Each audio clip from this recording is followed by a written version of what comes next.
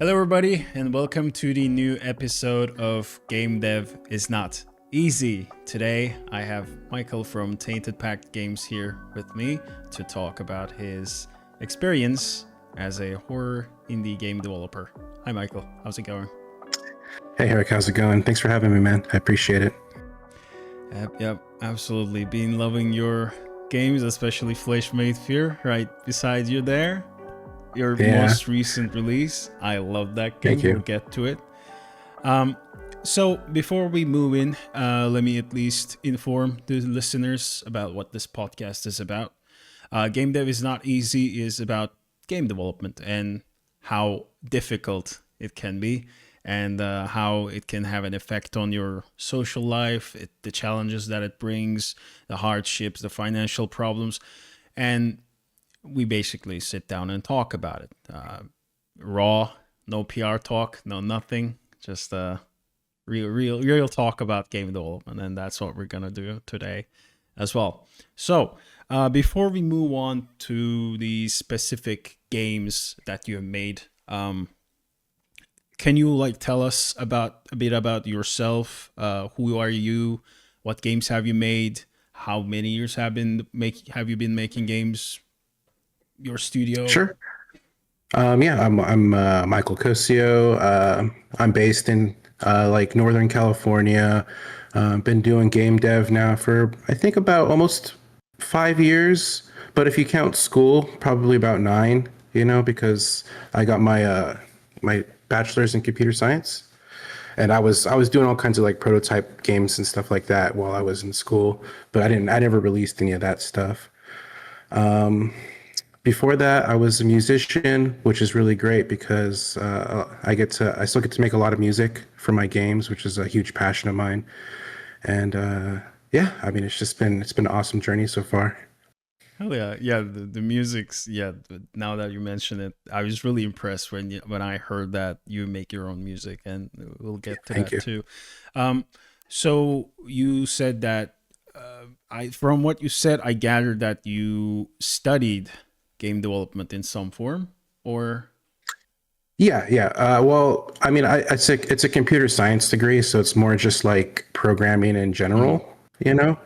But as I was learning C++ and C sharp and different languages, I just started messing around with game engines, and I was like, oh, this is way more funner than making an app or something like that for an iPhone or something, So I just totally veered in that direction. It's way funner.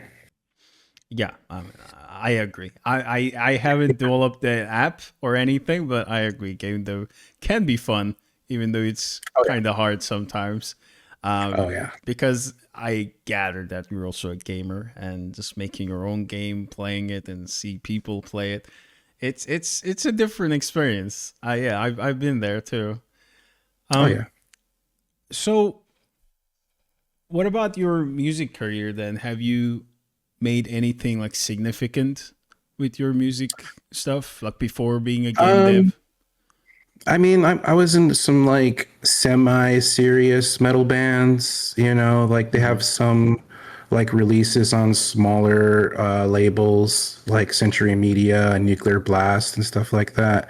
But nothing mainstream or anything. I've always been a metalhead, I love metal. Same. That's where my heart and soul's at, so I did a lot of touring. I was mostly just in and out of a bunch of bands, just kind of playing I guess you could say a gun for hire. I don't know, just filling on a tour or something like that, so nothing crazy serious, but I did do it for quite a few years, and in the background I was getting my degree.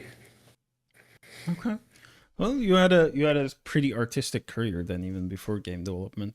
And what about even way before music? How did you start creating things? I guess that's the question, because you're a creative person. I can understand that. I can see that.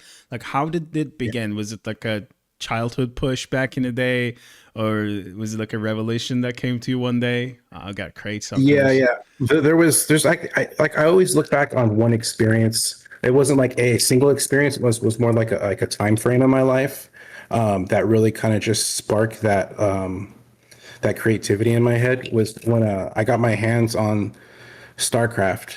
Remember that game? Oh The yeah, original Starcraft? Brood absolutely. Wars. Right. So I got a hold of that game, and inside that game there was a campaign editor. So it had like a rudimentary scripting system, and like you could make your own little games inside that, and then you could like upload it to BattleNet, and people could play it. So I started just making all kinds of little games on that. And I was just like, oh my God, this is so much fun. I'm having such a blast doing it. I had way more fun ever playing or making games than I ever had playing StarCraft 2. It was crazy. Like I love StarCraft 2, but I always sucked at it. Same. Just didn't have like the ability to, micromanage all that stuff going on to be like any kind of like competitive player. But the map maker, I was just like totally in love with. And yeah, that really just like kind of stoke the fire. It was just like, oh man, like I love creating stuff. And then from there I got into music, but I always knew that like music isn't really going to pay the bills. you know so I was like, I could probably still get my degree while I'm playing all this music and playing across the country and stuff like that.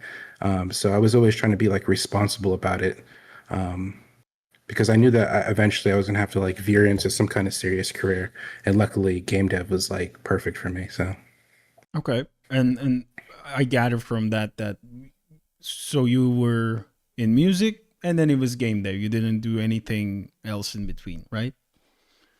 yeah, I mean, I worked like small, like odd in like retail jobs and stuff like that. Like at Target and Staples and stuff like that, but nothing serious. So And then, okay, then a related question. Actually, first of all, it's so funny that you said that about StarCraft because in the last episode, the post drama dev Roberto Serra, he mhm. also started game dev with Gears of War modes, Oh yeah, mods. It's interesting, yeah. and it's also really like a pattern, like the old mods and map making and all these tools. They were so useful back in the day, and I'm appreciating that they're kind of returning these days with the new Yeah. releases. It's a great way to get like your feet wet Yeah, and kind of like the creative process, yeah. because like if you jump headfirst into programming and like game dev in general, and you like open something like Unity or like Unreal Engine for the first time, it's completely overwhelming.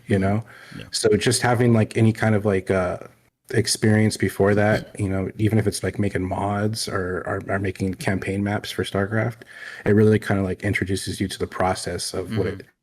it means to make a game. Just teaches you basic game Yeah, design, yeah, right? Yeah, yeah. Like looking at the bigger picture and then yeah. taking chunks out of it and working on chunks. Just how to make something interactable and interesting. Yeah, Yeah. engaging. Then back to my question. This is something that a lot of devs struggle with, so I'll ask you too. Before you started first developing a game, uh, how were you like sustaining yourself financially? How did you start making a game? Like, what did you like have any? Were you working a job while making your first game? Were you getting paid by somewhere? Like, how did you first start that? A lot of people ask Yeah. that, like, how do I make a game while I'm working a full time job, while I don't have any money? So, how did you make it? Mhm.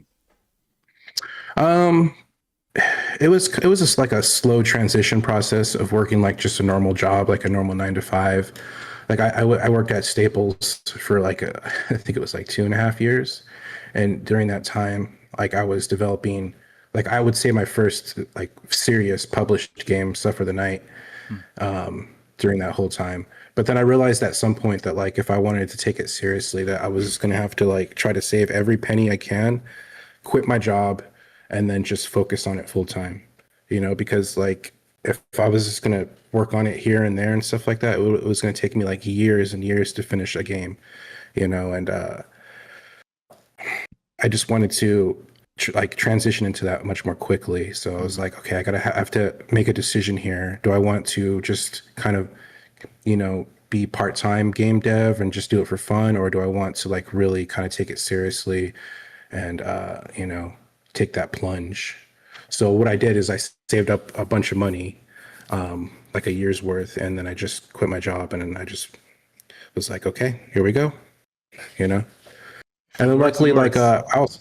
I also have like I've had some money saved up that I do like day trading with, you know. So Mm. I use that money to help sustain me too in between projects and stuff like that. And it's like another additional source of income that I have outside of game dev. Hmm. Pretty simple. Then yeah, you were just smart with your money, saved it. You didn't really spend it on anything else, and you Yeah. waited. You were patient, and I gotta say, I was worth it. Then so what was your first commercial release? So I know Suffer the Night is like the game that put you quote unquote on the map. But what about the Mhm. previous two games, right? Before Suffer the Night? Yeah, those were like free games that I put out on Mm. Steam and like Itch. There's just the kind of like, you know, I think it's important. This is just my opinion Mhm. for game devs. Like if you're just getting started, you know, I think it's a good idea maybe to put like your first game or two out just for free, you know, just so that people can play it and like get to know you as a developer and see what kind of quality games you put out, and then you can kind of like start thinking about charging for a game. But yeah, I put out those two games, Weeping Falls Massacre and Exsanguinate, Mm. That's the name I couldn't and then remember. yeah, and then Suffer the Night. I released the demo and it just like blew up on like TikTok and YouTube.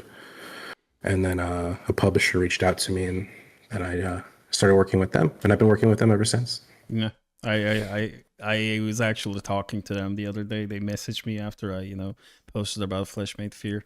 They were thanking me, and Oh, I really? I told them to like I'm glad to see you guys have a good relationship. The publisher and developer. It's rare these days that a developer sticks with a publisher throughout like what 4 games now, Yeah, five, four four, games, four. Yeah. possibly five. If Uh, I just, you know, we're in talks of perhaps doing a fifth, but we haven't really gotten there yet. We're kind of just, you know, mhm. kind of handling the release of Flesh Made Fear first. We will be playing. But then okay, about Suffer the Night. I can see why it was so popular at TikTok because I think it also was released during that VHS analog horror boom. And the game also has Hmm. some like retro vibes with a game in the game aspects. You're literally Yeah. playing a video game inside the game on a old style monitor. Where did that idea come from? How did you conceptualize that? I'm guessing it was way different when you first started the project, or was it always Yeah, that yeah. way? I'm trying to think which the exact inspiration was. Obviously, the Babadook played a big inspiration because that's who Mr. Tops is like Hmm. based off of. But the actual idea of the game inside a game, I think it came from Inscription. Have you played that game? Yeah, I did. I haven't really I, progressed too much into it, but I played it at least. mm, I know what it's yeah. about. So like you get multiple perspectives in that game. Not to be like spoiler territory, but like there's various mechanics in that game that are simulating like you being inside the game playing another game, and I just thought that was such a cool idea. And I always wanted to make like a dungeon crawler game where it's text based, but I was like, okay, well, no one's going to play that by itself. But what if I put it inside like this 3D first person horror game and kind of like mix the two together? Then I might be able to create something that I want to make that actually people want to play, you know? Yeah, and I think it worked. I haven't seen too many examples of that style. Like yeah, Inscription is one, yours is one. There was also another indie game called Among Ashes that did something similar. It's definitely an Mhm. interesting and unique concept even for today's standards. Not many devs try to break the fourth wall. They just try to scare you inside the game. I think breaking the fourth wall uh, was really useful in that game too. And Yeah. how was the reception? Like, were you happy with how the game did at the end when you guys released it? It was so for me, to be honest, like to be perfectly honest. Like I think the first half of the game like I really nailed and I did a really good job. Mm. And then the second half of the game I kind of fumbled it a little bit because I think it was just an experience, you know. I didn't really that was like my first time ever having something that was like noticed, and I kind of was just like I fell into this idea that I needed to make the game longer and longer and longer and longer and add all these different things. When and in reality, I just needed to like really stick to the basics of what made the game good in the first place, as opposed to just trying to pile more stuff on top of it to make it seem like it's more elaborate than it needs to be. It still did well, and it was still a great learning experience. And I'm still very proud of the work. But it was definitely a learning experience, though, too, for Mhm. sure. I mean, that's what I gather from your work too. Like when I look at your library and from the way I play them, the only one that I haven't played is Massacre at the Mirage. But from the ones that I played, I can tell that they all like put something on top of each other. And Flesh Made Fear is like Yeah, the culmination of all of that. Then yeah. back to Suffer the Night. So that was your first ever experience working with a publisher. Um, Mhm. so something that a lot of people are curious about in game dev, how did you meet the publisher? Did they find you? Did you pitch the game to them? How did that work? They reached out to me via email. Um, Pretty just simple stuff. Tobias, he's the guy who handled that stuff at that time. He just reached Mhm. out to me, and we talked back and forth for a little bit because I was a little hesitant at first because like you never know who's serious and who's not on the internet, Yeah. and someone could easily just be pretending to be a publisher or something like that. And Oh yeah.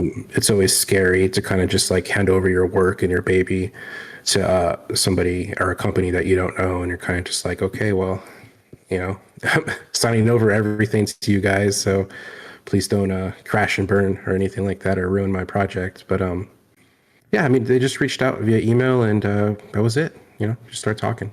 And this was after you put out a demo, right? Yeah, yeah. Hmm. Yeah, I think probably the fact that it had like a TikTok that had like 8.5 million views or something like that, something Yeah. crazy, That's gonna get you absurd like noticed. that. I think that's probably what probably drew them into wanting to work with me. Hmm. Yeah, that's definitely Yeah, gonna get you noticed. I'm glad that it worked yeah. out. Yeah.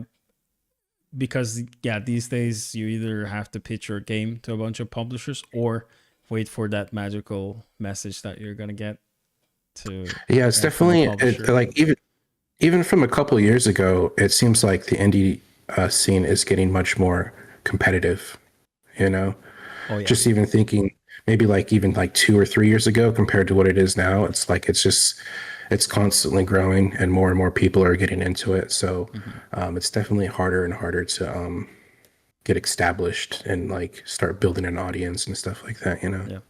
Yeah, but in both sides too, like in game dev, there are tons of new developers because it's more accessible to make games now. It's, Mhm. I wouldn't call it easier, but it's definitely Definitely. more accessible.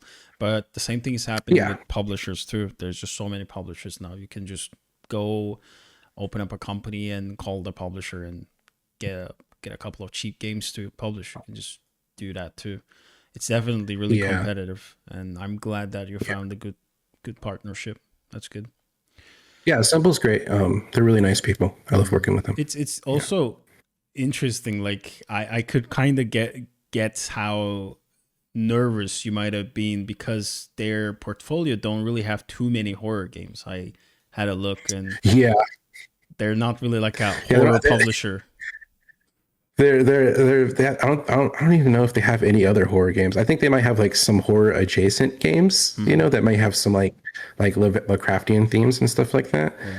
But yeah, I'm like the only dev on their roster who actually makes like dedicated horror games, which is kind of cool because like I think it's neat to be able to have an alumni of different developers who make different kinds of games under the same publisher, because not only are you exposing yourself to the horror audience, but potentially other audiences who are playing different kinds of games that may not initially like playing horror games, but may check out your games because they liked another game that was published by Assemble, Yeah. and they're like, okay, well, I'll give this a shot, and they end up liking it, and then they end up falling in love with horror as well. So it's nice.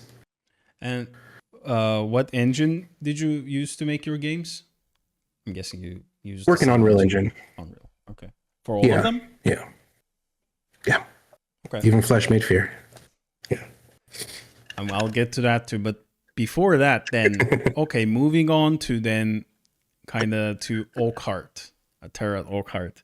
How did you make that in Unreal? Because you will see people, yeah, for 2D pixel art, you got to use this. You can't use Unreal for that. Here you are, you used Yeah. Unreal. Was it ever like challenging, or was it, you know, any different than making any other game?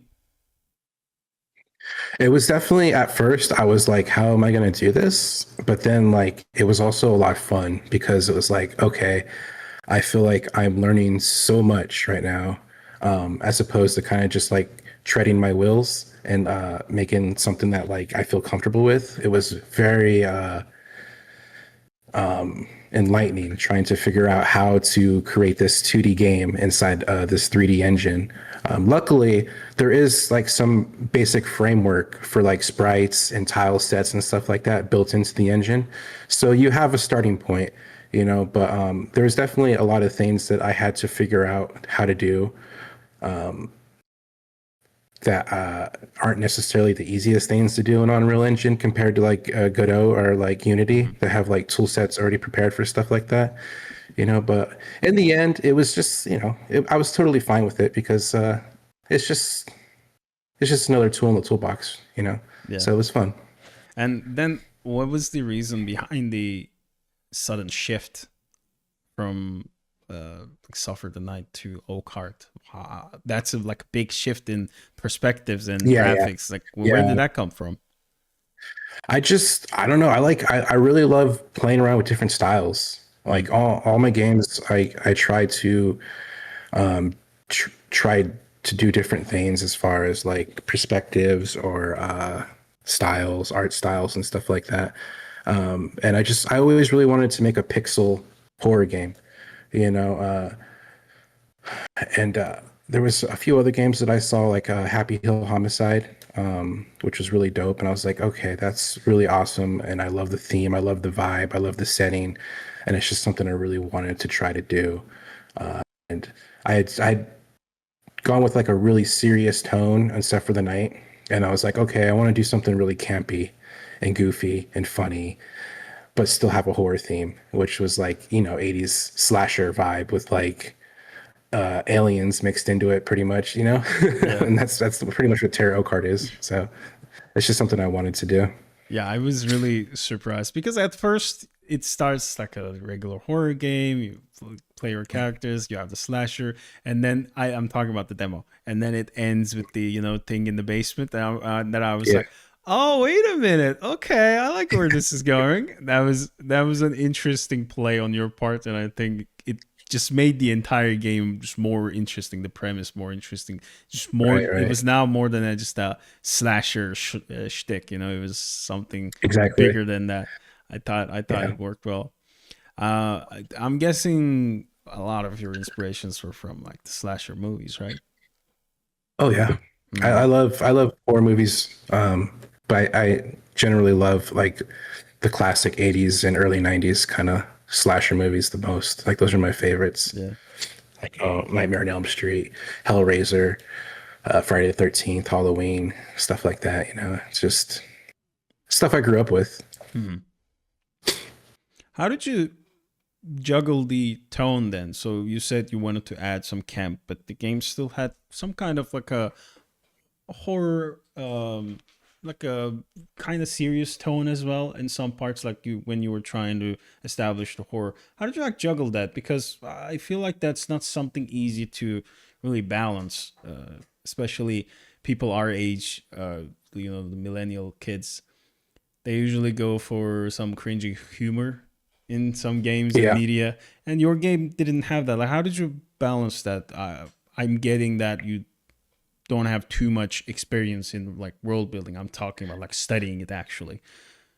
How did you Yeah, yeah. balance that? Is it just the stuff that you examined before, like the movies you I think watched? so. Like honestly, just like watching movies and like trying to examine the pacing on that stuff and understanding that like you know, it's important not to be scary all the way through and it's important not to be funny all the way through, Hmm. but to like break things up and have parts where it's like a horrific scene where like like this one of the counselors gets their skin tore off and like thrown at them by Teddy the clown. But then also having another scene where he's like comedically throwing one of the campers into a wood chipper, so it's like a balance of being like kind of funny but at the same time like grotesquely horrific. Yeah. But then like letting those comedic areas kind of just like come down a little bit, and then have the atmosphere build with the music that kind of gives you that like unsettling feeling as you're playing the game, and then you enter like different areas where you have to fight creatures and stuff like that, which is more like the horror aspect and with combat and everything. But then you break it up with cutscenes that kind of like let the horror die down a little bit and let the comedy come back up, and you just like it's like an ebb and flow of comedy and horror kind of thing.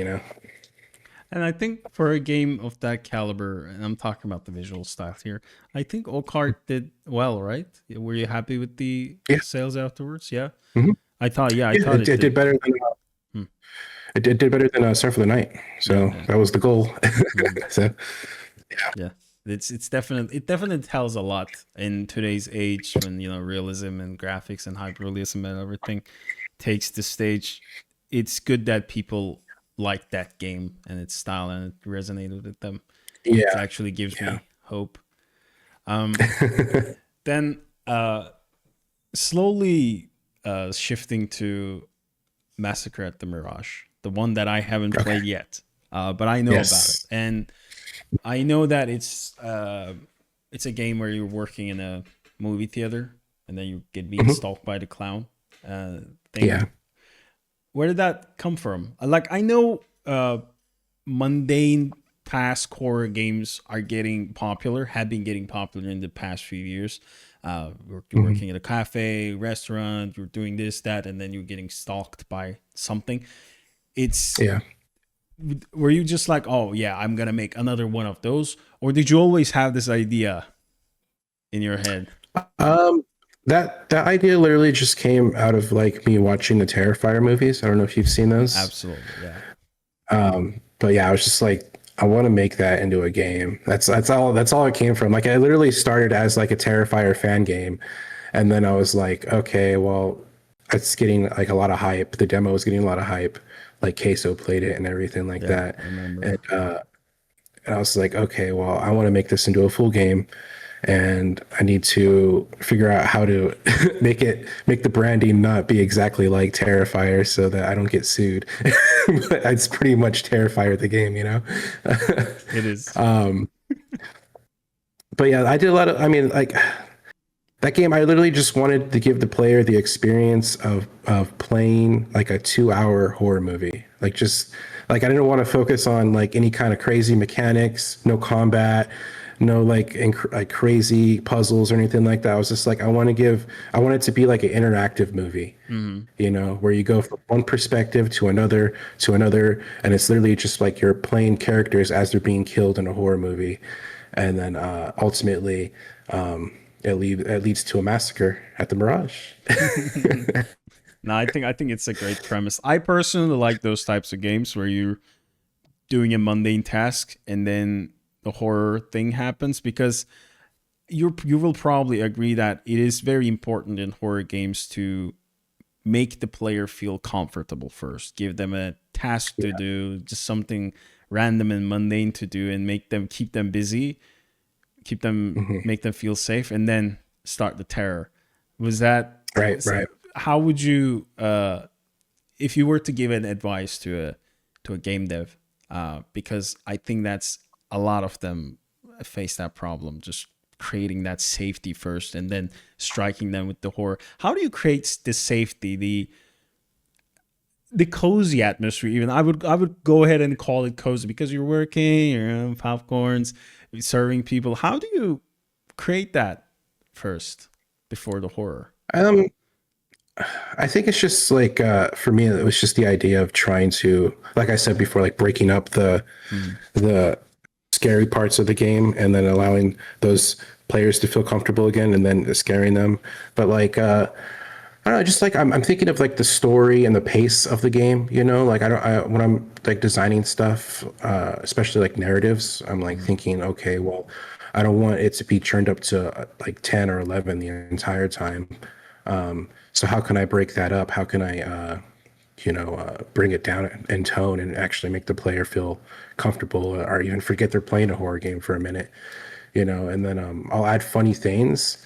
Like there's a section in Massacre at the Mirage where you literally have like a pee simulator where you pee. You play as a character who goes in the bathroom and then you pee. You have to fill up the toilet, right? And it's just goofy, and you're laughing because like you're like, this is absolutely absurd. Like I can't believe that they would actually add this to the game. I'm sitting here just peeing into a toilet bowl, and then all of a sudden, like right after that, the door burst open, and then the clown comes in, and he's like he kills the character right there. So it's just like this idea of like you're laughing, you're having a good time, and all of a sudden, you get slapped in the face with a jump scare. Yeah, it's a good way to break the pace. I think it's really important, and I think a lot of people miss that, just making the player feel comfortable and break the pace. Because when you throw just terror after terror after terror after to the player, they just get tired. They get like literally, quite literally, physically exhausted. Like that's what happens to me whenever I go back and play Alien Isolation. You're always being stalked by something, and I get exhausted. I have to take a break from the game because it's so Yeah, exhausting. yeah, So I totally. think I That think game is those exhausting to play. yeah, exactly. It's so overwhelming. So I think those safety moments are really important, and I personally appreciate that you put them Yeah. in the game. Uh, Remind me, did Massacre at the Mirage have DLCs of some sort? No, no. No, It's just no, like no. Okay, a one-shot game pretty much. okay, okay. I felt like I saw something. Maybe it was Fleshmade Fear. Speaking of, let's talk about Fleshmade Fear. A Yes. bulk of my questions will be from here because recency bias. Uh, Personally, admittedly, I wasn't really that interested in Fleshmade Fear, and that's because Hmm. the oversaturation of the survival horror genre in the last few years, especially the last year or two, Yeah. a lot of people are trying to make them. And again, admittedly, I'm not the biggest fan of them. I think a lot of devs missed the mark on making a good survival horror game while keeping that campy aspect that the original Resident Evil had. I think you did it perfect. Like that's why I liked the game so much, because I wasn't expecting to like it at all. I was just thinking, oh, it's just gonna be another one of those. I guess we'll play and check it out. No, it was Yeah. way beyond any expectation that I had. Um, Thank you. Thank you. so obviously one of the inspirations is Resident Evil, but did Mm. you have any other inspirations that when you were conceptualizing Fleshmade Fear? Because I guess before moving there, so Mhm. game in a game, Terror at Oakheart, side scroller, multiple Mhm. characters. Massacre at the Mirage, again, a different kind of game. And now you're making a survival horror game. It's jumping Yes. from things to things. And you seem to be making these games in a pretty short time. Yeah. How do you do that? Yeah. Like, is this where the publisher kicks in and they're like, here's money for you, make the game, or do you just, I don't know, have some black magic or something? Like, how do you make I games mean, so quick? This episode, as always, is sponsored by absolutely no one. If you'd like to support the show and help me afford better services to record the podcast, feel free to use the Ko-fi link below. Every donation helps the show, and supporters get their names featured at the end credits as a thank you. Anyways, thank you. Bye. I mean, they definitely help with funding in some aspects. I mostly work with them for like marketing reasons and stuff like that. Mm-hmm. But I don't know. As I've been making more and more games, I just been getting like better and better at it. And stuff that used to take me like days or weeks to do, I can knock out in like a couple hours now because like I just know how to do it now. So as I'm making more and more games, I'm just getting better and better and faster and faster. So uh I just I guess I just work fast. I don't know. I do realize that I have put out like a lot of games in a relatively short period of time, and it's a little bit mantic sometimes because I just you know, like when you're making a game, it's so easy to just fall into it and get completely lost in it. And then you stop thinking about other things or taking care of yourself and stuff like that. Mhm. Which is something I definitely have gotten better at because there have, you know, like when I was making Terra Oakheart and Massacre at the Mirage, like I just felt like I was just doing game dev every day, all day, every day, all day, not doing anything else, you know.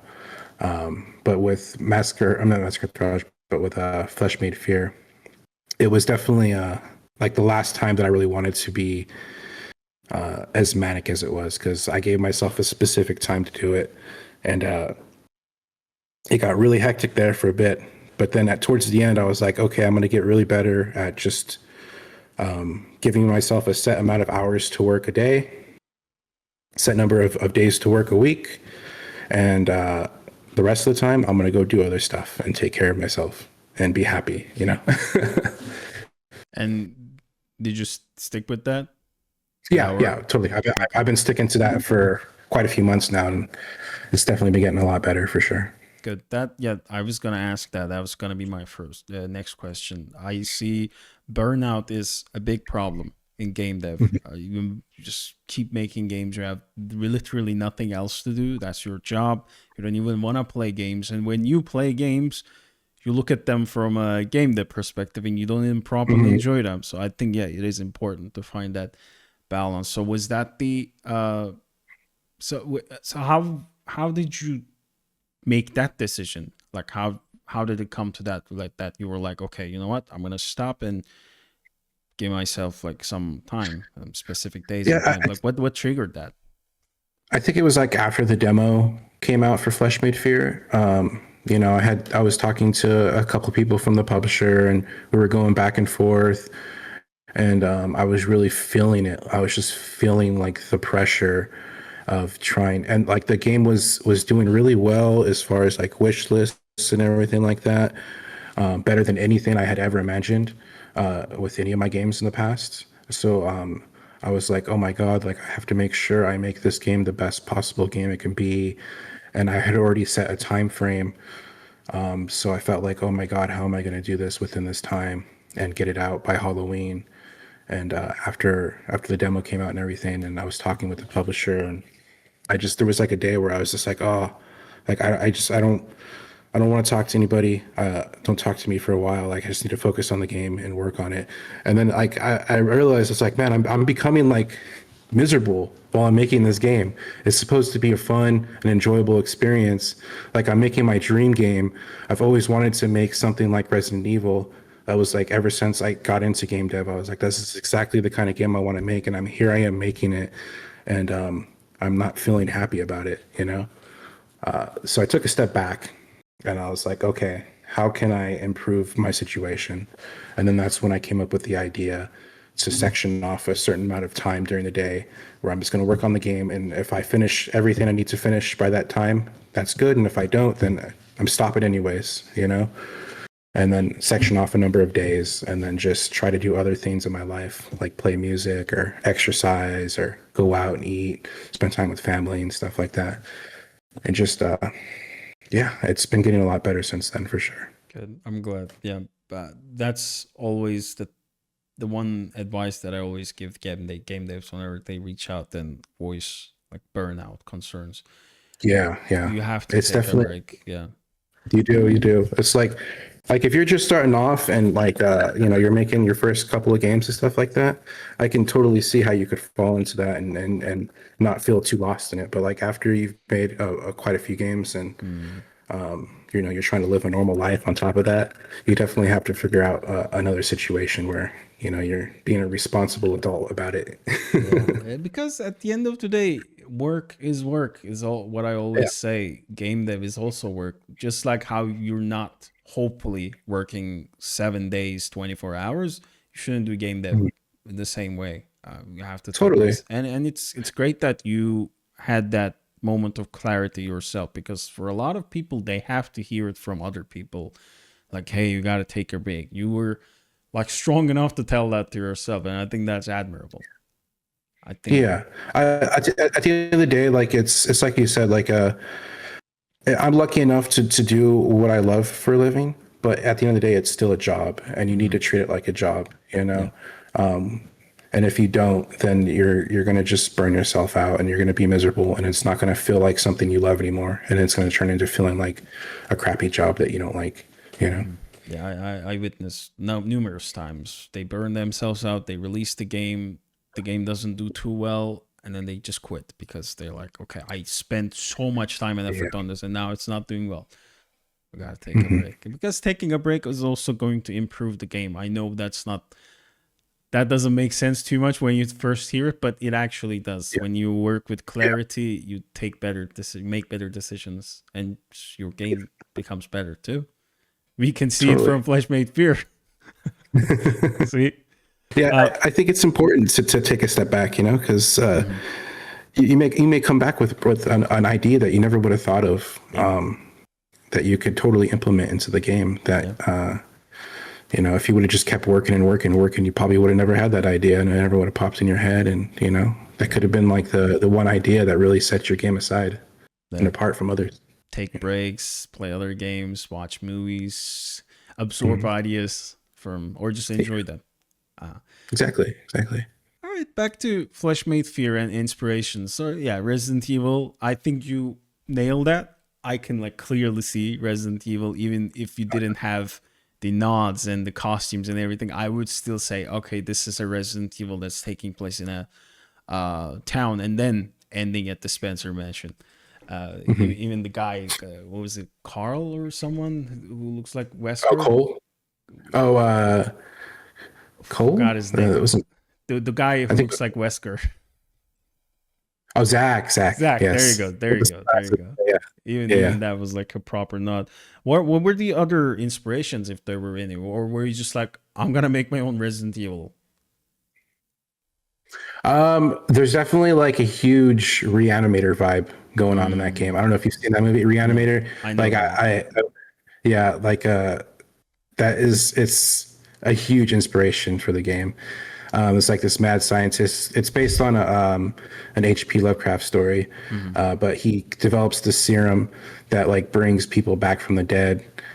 But like then when they come back, it's not like normal zombies where you like shoot them in the head and they die. Like the stuff that he brings back, like you cannot kill it. Like you can chop its arm off and then the arm will come alive and start attacking you too and stuff like that. But the thing I love about that movie is that it's horror comedy. You know, there's all these like really like grotesque, like disgusting, gruesome scenes, but the Herbert West, the doctor, he's got like this he's pretty much like Ripper in the sense that he's got like this like flamboyant you know way about him where he's just like super full of himself, you know, but like he constantly is like shooting himself in the foot, you know. It's all these like comedic tones to the stuff that he's doing, which like those are my favorite kinds of movies where it's like horror interlaced with comedy. And then obviously like the first Resident Evil is huge with camp and the voice acting being the way it is. You know, it's so goofy in some parts, which just totally adds to the game. So those are like the two big obvious influences for me. Were those two things. And I think even with the heavy Resident Evil inspiration, Flesh Made Fear is still, I can see that it's its own thing. I wouldn't like call it a carbon copy or a Resident Evil copy. I think it's its own thing, and I think you did a good job just like separating it from Resident Evil, other than a few very well intended nods. Yeah. Oh, go ahead. Oh no! I was saying thank you. That was like my goals. Like I wanted to make it like definitely like obviously inspired by Resident Evil, but be able to kind of like stand on its own 2 feet too as well. You know. I think it does, with the environments, the enemies, the story, the characters. It definitely does. One thing that I should have probably asked before, but you were a solo dev, right? Is Tainted Pact the studio, or is it just you? I'd say like, 95% of the stuff is me. I do work with commissioned artists on various things, whether it be like some help with like 3D models sometimes. like Flesh Made Fear, I definitely had some help with some 3D models. Mm-hmm. I worked with one artist in specific, Faye. He did a great job. Everything I asked him to do, he always did it within a very quick time frame. It was great, really great to work with. But he's not like officially part of Tainted Pact or anything like Mm-hmm. that. But I've worked with various artists throughout my games to help me with different art assets and stuff like that, whether it be like marketing art, key art. With Terra Oakheart, I worked with some pixel artists and stuff like that. Mm-hmm. But yeah, I would say that other than art assets and stuff like that, it's all me, you know. Okay, because it's related to what I'm gonna ask next. So compared to your previous releases, Flesh Made Fear is a big game. It takes around 3 or 4 hours to finish. You have two campaigns. You have what, 8 characters or something? Who have like a kind of a role in this story, including Ripper, especially Ripper. Mhm.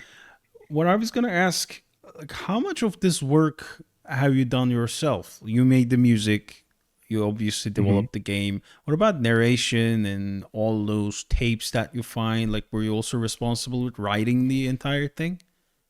Yeah, yeah. I did all the writing.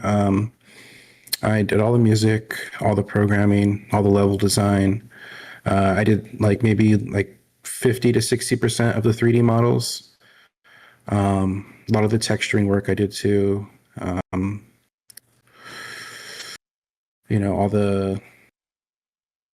all the UI design and stuff like that I did.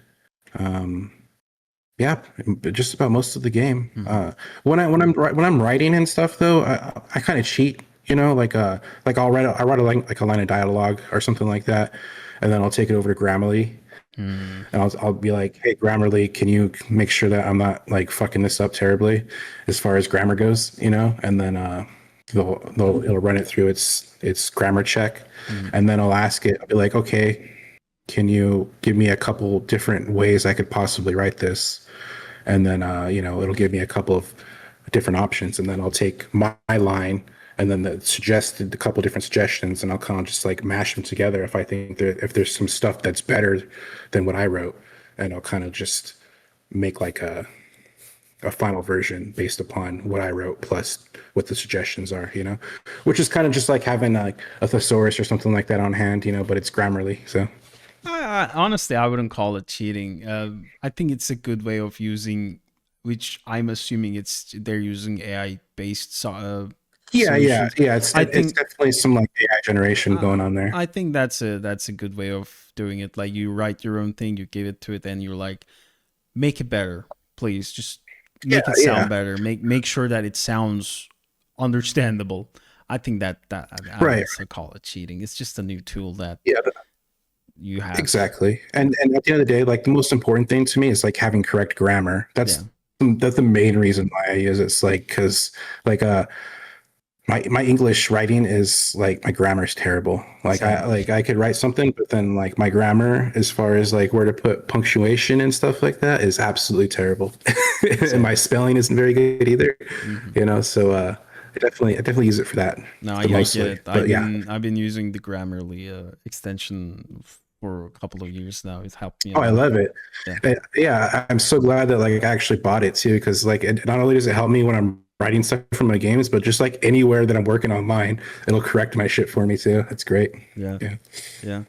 Well, that's impressive. Like, it is a proper solo dev project. Then, from a couple of things that you got help with, that is Mhm. admirable. Especially the music part. Like, the music in the game is genuinely really good. I thought you had Thank a dedicated composer for it. Um, it's on streaming platforms now, right? People can listen to it. you. Yeah, yeah, I got it Mm, on Spotify. I think it's on iTunes and YouTube as well, and a mm. couple other places. But you can also get the soundtrack on Steam. So Oh yeah. it's all over the place. Um, uh, Yeah. I was listening to it the other day on YouTube. Um, what was I gonna ask? I was gonna ask you something about Fleshmade Fear. Uh, I guess, do you have any future plans for the game, or is it just a I would like to released do and done?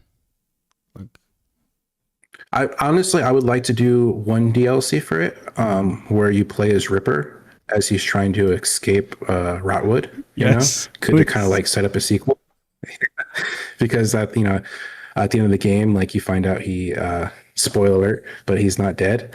So it'd be fun to make just like a little 45 minutes to like hour long DLC where you play as him and like maybe the monsters turn on him because like he got shot in the eye and Yeah, technically he died, but then came back because of his serum. But because he died, the monsters don't are under his control anymore. So they start attacking him and he's got to like fight his way out of Rotwood, and then at the same time, there's like the IRP, the government like sends in a plane to drop napalm on Rotwood. So it's like you have it, like it's like timed, and you're trying to escape, kind of just like the fourth survivor in yeah, Resident Evil. I think it's remake too. You have like a certain amount of time to escape, like Hunk. I think it would be fun. yeah. I think so too. Yeah. I mean, just playing as him in his house at the end of the game, I thought that was so fun. Such a good Oh idea. yeah. The janking and everything. Yes. No, I think it would be great. Um, Another thing I was curious about in Fleshmade Fear. So in the game's voice acting, you work with a lot of content creators and influencers who you know from Hmm. the internets. How is working with them? Yeah. Because a lot of people now choose them for like voice acting or even like rigging sometimes. How is it for you working with content creators? Were you at any point you were like, these people don't know what they're doing, or were you always like, oh hell yeah, like it's great working with these people? Did you have any like negative experiences, or was it all great? I was curious about that. I haven't had it. Luckily, I haven't had any negative experiences yet working with various content creators. I like working with them just because, like, it's cool to involve the community in the process of making a game, and all these content creators, like they spend almost every day of their life playing indie games, from various developers Yeah. all across the world, and they're constantly supporting them and using their platforms to show off these developers' works, including mine. So I just thought it would be really awesome to include them in the process and let them be a part of the game, And luckily, I was able to reach out to quite a few of them, and a lot of them agreed to be a part of the project, not only with this game but in past games. And I've developed some really cool friendships over it too. So yeah, it's been really cool, and I really enjoy working with them. All the people that I've worked with have been really nice, professional, no complaints. Just generally good people who are passionate about horror as much as I am. So it's really cool. You know. Good, glad to hear that. Yeah, I thought the cast was great. I think they all did a great job, and because the narration was good, the writing was good. I thought the camp was there. They did also a good job with like voicing that camp. The Ripper's voice actor, Mhm. like I told you before, love it. Oh But yeah, yeah, I think the entire yeah. Rex cast, did an amazing job. yeah, the entire Yeah, cast was great. Um, then kind of like one last question about Fleshmade Fear. Um, sure. is there anything that you would, if you could go back to the beginning of the game's conceptualization or development, is there anything that you would change, do differently? Mm, I would. I thought about trying to add an additional screen mode to where you could switch from fixed camera perspectives to like a traditional like third person, Mm. kind of aspect. Because I know tank controls are extremely frustrating for a lot of people. So I guess maybe in retrospect, I might have given the option to do that, not necessarily taken away fixed cameras or tank controls altogether, but had like an option to switch between the two if you wanted to. I think that would have been like maybe a cool addition that I wish I would have, if I had time, would have added, for the full release. But Mm. other than that, like I don't think so. Like from start to finish, Flesh Made Fear is pretty much like I mentioned earlier, it was the game that I always wanted to make. So like going into it, I had a pretty good idea of what I wanted to do and how I was going to do it. So as far as like story, narration, gameplay, I think that's probably the only thing I would have changed Hmm. maybe. Other than that, maybe I would have sped up the intro a little bit to get into the action a little bit quicker. I Hmm. think maybe the game starts a little slow on Jack's campaign. Maybe Natalie's it's not so bad. You kind of get to where you need to be to start the actual like combat of the game a lot quicker than you do with Jack. Jack takes a little bit longer. It's a little more slow paced. So maybe I would have sped up his campaign a little bit to get to the first section of the game where you fight the first zombie. But other than that, I don't think so. I don't think Yeah. there's anything else really, to be So, yeah, honest. sounds like you're pretty on set with what you wanted to make. You made it, and it's done. A third person camera would definitely be preferable, but it's not easy to do that. Like, contrary to popular belief, Yeah, it's not as easy as just pressing a button.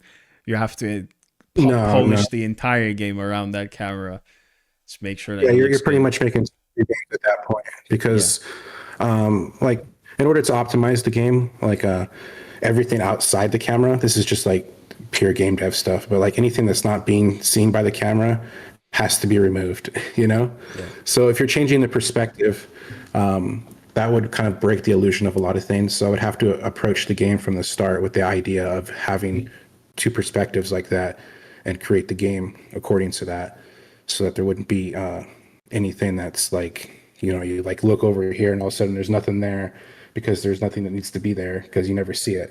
And a fixed camera perspective, but in the third person perspective, now you can see that there's nothing there. Yeah. So just stuff like that. Yeah, it's Yeah. not as easy as that. Yeah. It's I mean Yeah, it's not to mention you'd have to like design a whole new control set too for third oh yeah. person. Like you couldn't use tank controls in third person. You'd have to literally build like a separate control scheme for that. So Yeah, it is quite literally making another game at the same time. Yeah, it's expensive, yeah, takes yeah, time. it's like Definitely preferable, but mhm, it's not an easy feat. But yeah, good yeah, that I am glad that it was you were happy with the game and you didn't really have regrets. Sounds like that is good. And yeah. okay, I want to dive a little into the business sides of things. Usually topics that people are curious about, because a lot of people are trying to get into game dev, and a lot of them can't decide if they should go with a publisher, solo dev, free release, like you said.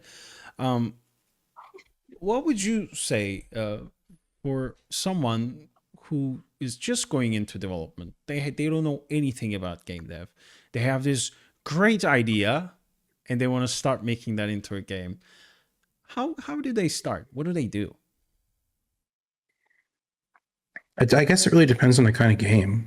Like if you get into game dev and your idea is to make like this perfect game that you have in your head, and you don't have any experience on making that game or making games in general, I kind of feel like you're setting yourself up for disaster, to be honest.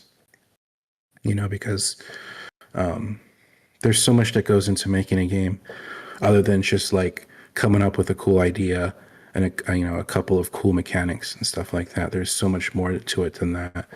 And if you're gonna take on something that's massive, like this big overarching story with multiple characters and you got intense combat and you think you're going to make like the next Elden Ring or something like that, or Expedition 33, and you're going to do it all by yourself and it's going to be the best game ever and it's your dream and you're going to make it and you're going to spend years doing it, then if you want to try go in doing that, go ahead. But in my experience, I've seen a lot of people fail and and quit after trying to do something like that.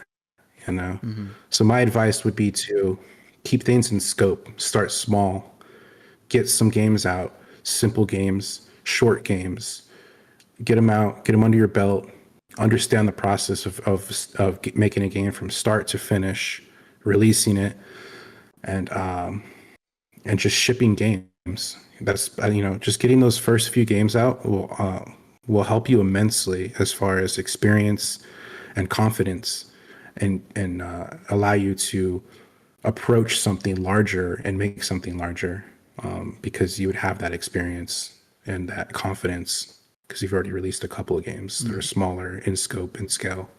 So That'd be like my biggest piece of advice. Yeah, I think it's a good advice. I wholly agree. Um, but what about like quite literally, where do they begin? So you, for example, had some knowledge from your studies and education.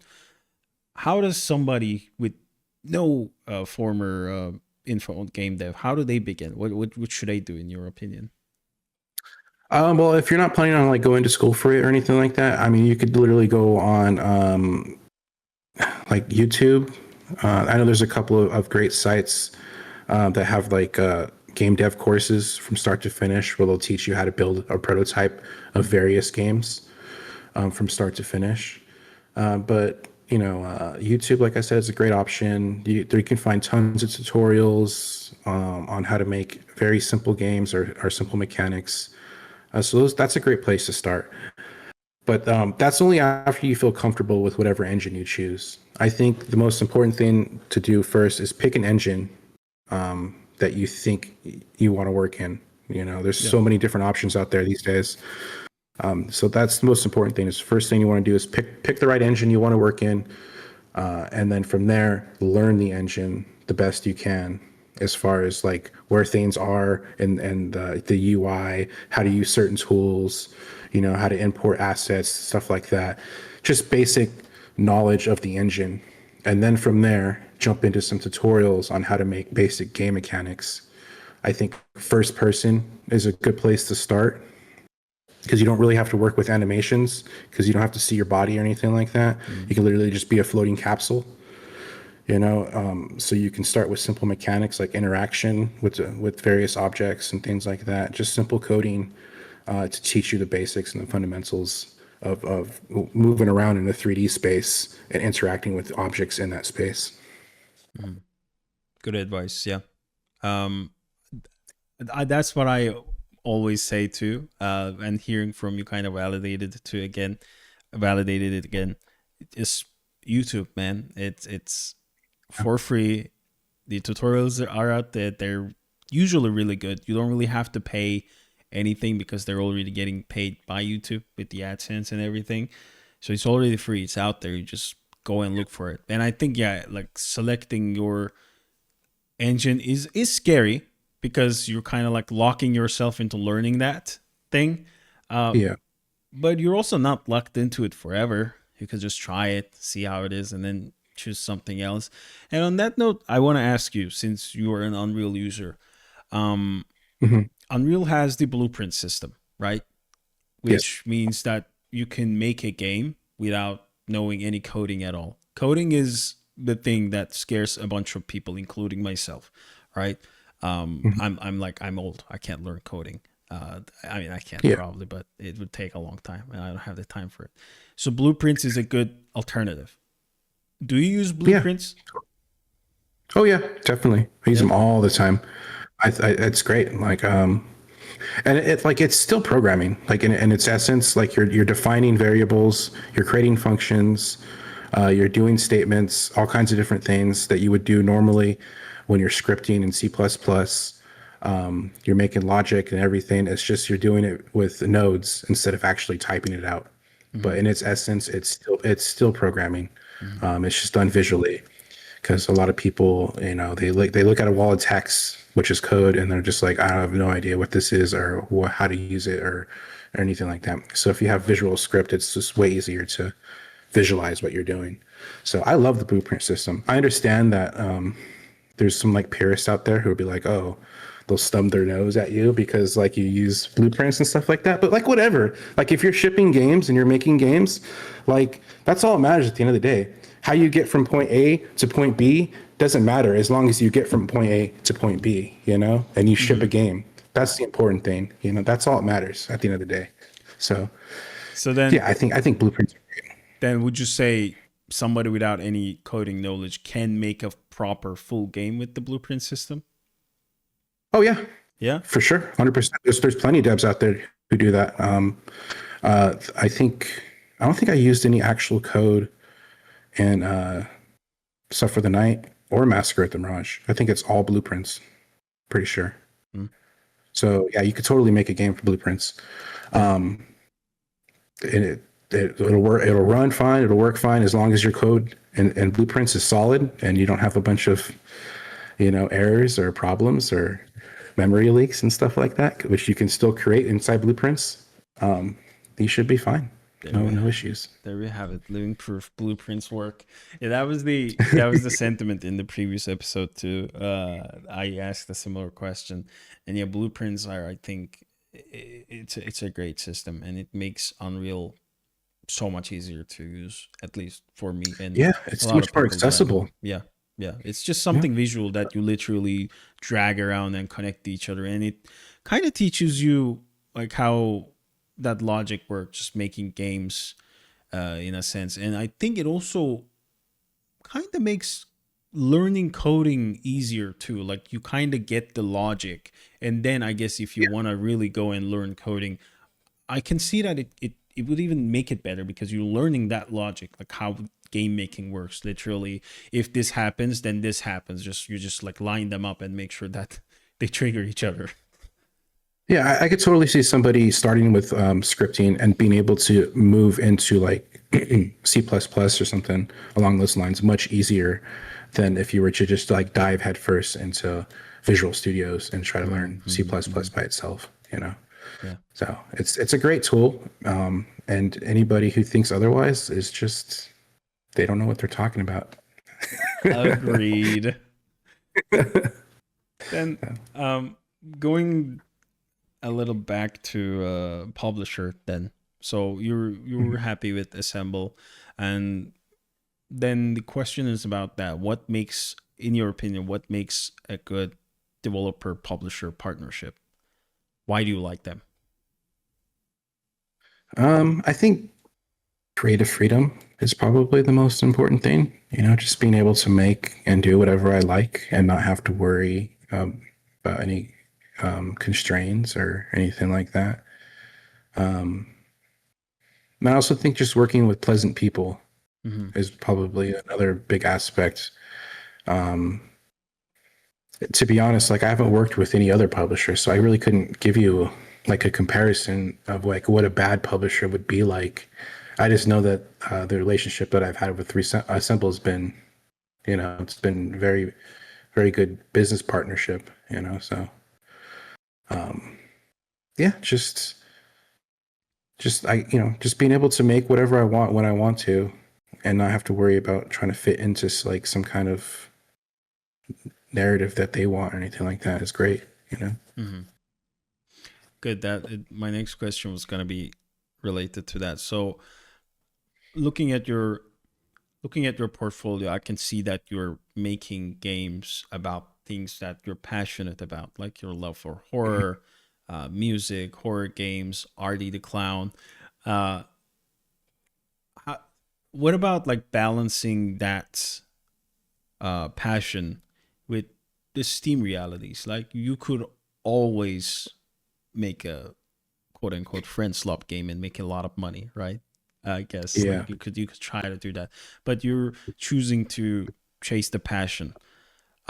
Mhm. Are you happy with that decision? Is that what you're gonna keep doing? Like, is there have there been any moments where you were like, man, maybe I should make something else, like something that's gonna sell more, like fuck the passion, Yeah. or are you just sticking to this? Like, have Yeah, you had those definitely. I mean, moments?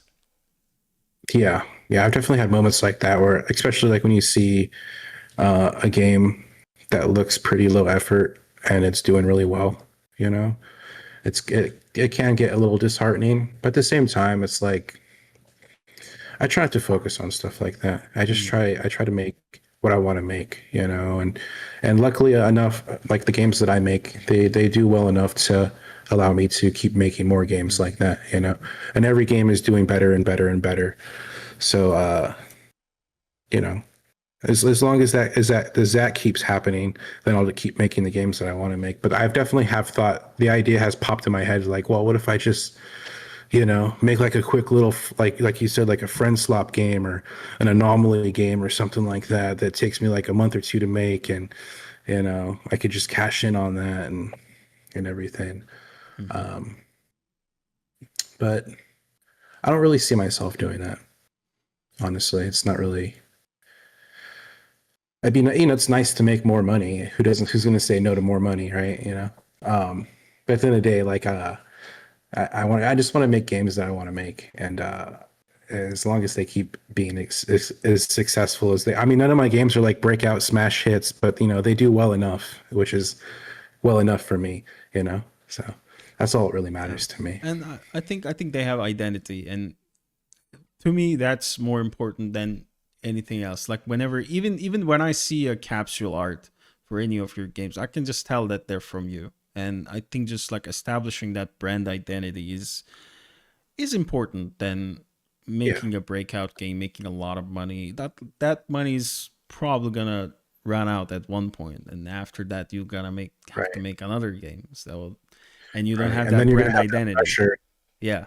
Yeah, exactly. Like if you make a bunch of consistent games that are like within your theme and within your brand, then you're going to have like a returning fan base Yeah. that is consistent and everything. But like if you make one game that turns out to be like a massive success, not only are you going to be constantly comparing every other game you make to that, but if you don't make a game that is at least as successful or more successful than that, then you're going to feel like a total failure, you know? Because you know it's like, oh, I peaked, kind of a situation. Yeah. But you know, that's just my thought. No, I don't know how makes other sense. people may feel, how other devs may feel about stuff like that. That's just how I feel about it. You know, No, I don't want to just step on a anybody's toes. it's just a real talk. Like I think many people think that way, but many people are also aware of the just realities of making games. Like you said, who Yeah. doesn't want more money?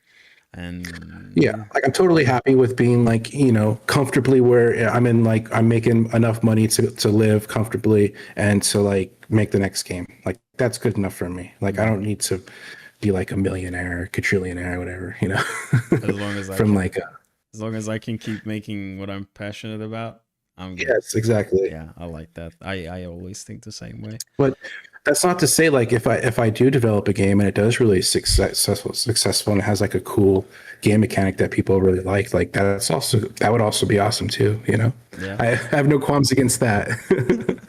So, Then obviously you can't share too much, but at least looking at your pattern, do you already have a concept for what your next game is going to be? And again, is it going to be something different than Flesh Made Fear? Because that's your pattern now. You're always making different yeah, games.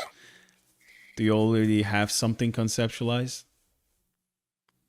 not like a full game idea. Like I'm toying around with a couple different ideas that I'm trying to like formulate into an actual gameplay loop. Hmm. But yeah, I don't really have anything like set in stone yet, to be honest. Like Flesh Made Fear was such a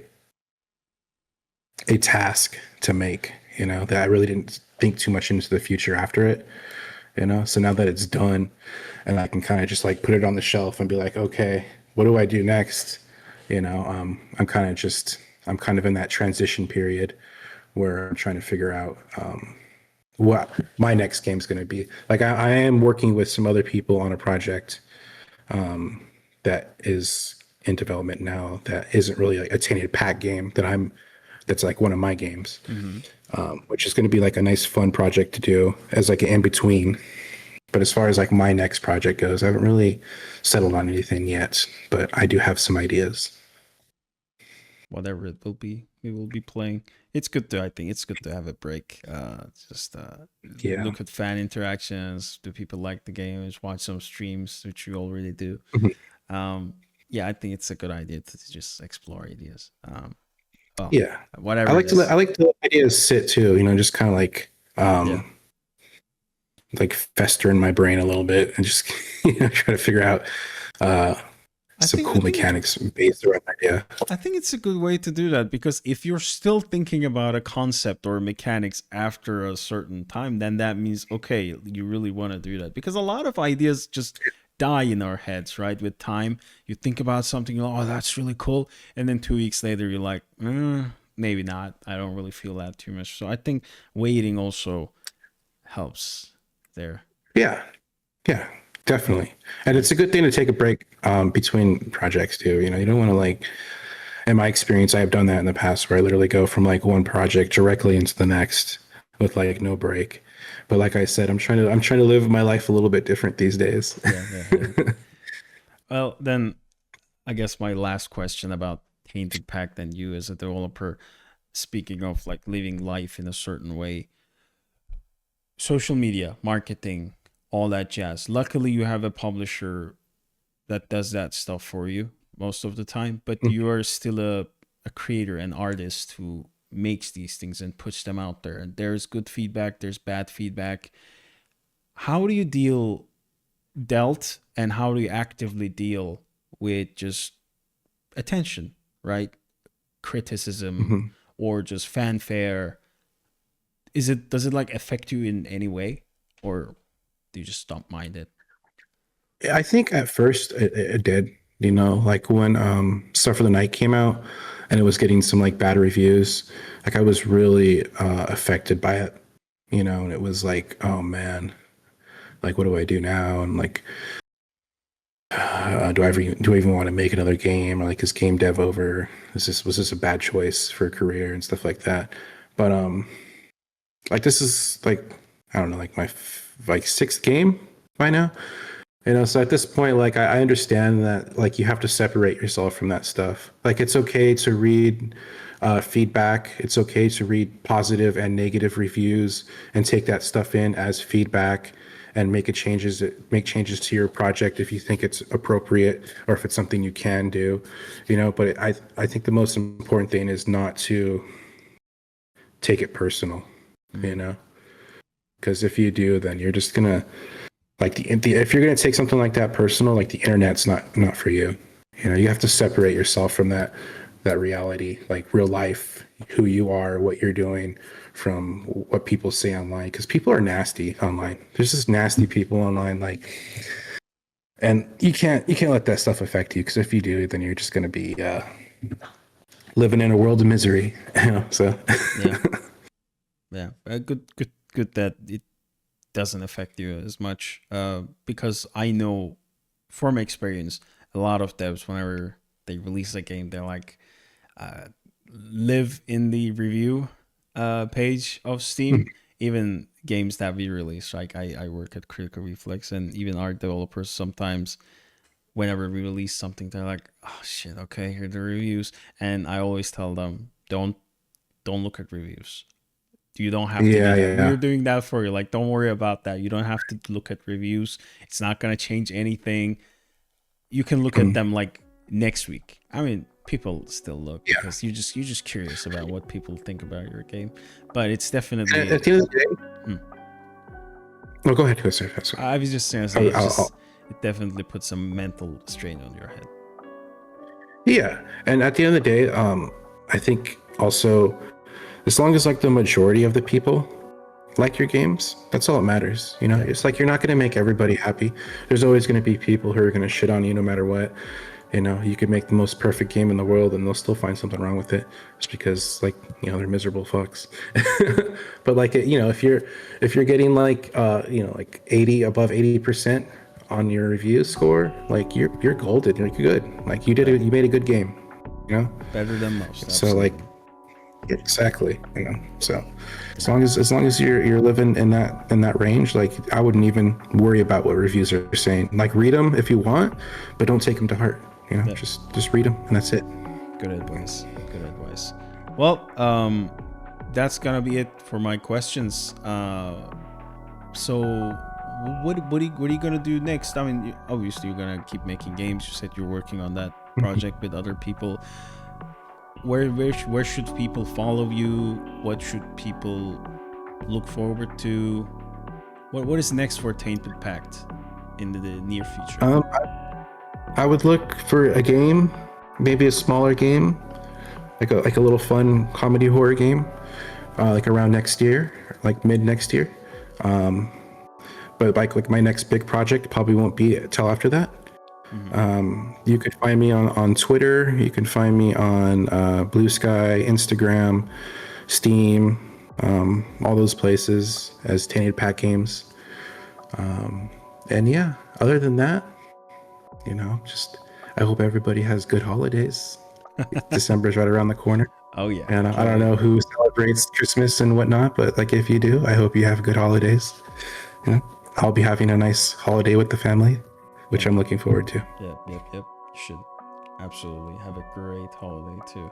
Well, Michael, Yeah. thank you for joining the second episode after the return of Game Dev is Not Easy. I hope you also enjoyed the conversation. I sure did. Best of luck with everything in the future, near future, far future, and yeah, I'm waiting for the next Tainted Pact game. Yeah, Awesome. Thanks for thank you having for me joining. again. Of course. Hell yeah. And that's it from us, folks. Thank you for watching or listening to Game Dev is Not Easy. I'm gonna try to make a new episode each week, but burnout comes and goes, right? But I'm planning on also releasing another episode next week, so we'll see what happens after that. Thank you all for watching and listening, and again, thank you, Michael, for being here. And I will see you all later. Bye, Michael. Bye. Bye.